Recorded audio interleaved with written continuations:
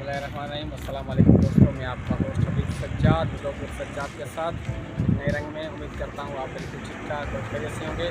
दोस्तों हम पहुँचे हैं मेन बाईपास पंजाब और सिंध। ये रास्ता निकलता है पंजाब और सिंध यूनिवर्सिटी इलाका है। ये बेगम नुसरत भुट्टो यूनिवर्सिटी। आए चलते हैं आगे देखते हैं। दोस्तों ये हम मेन बाईपास पंजाब में पहुँच गए हैं।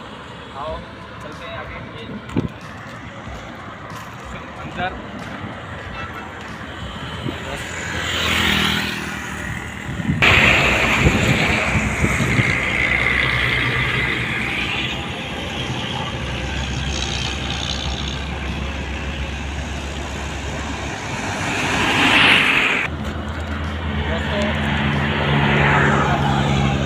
यूनिवर्सिटी आप देख सकते हैं। हम इसके बाद पहुँच गए हैं अल्लामा इकबाल ओपन यूनिवर्सिटी। ये सामने एक कैंपस लगा हुआ है इसका, और काफ़ी खूबसूरत दिलकश मंजर हैं, खूबसूरत इलाके हैं।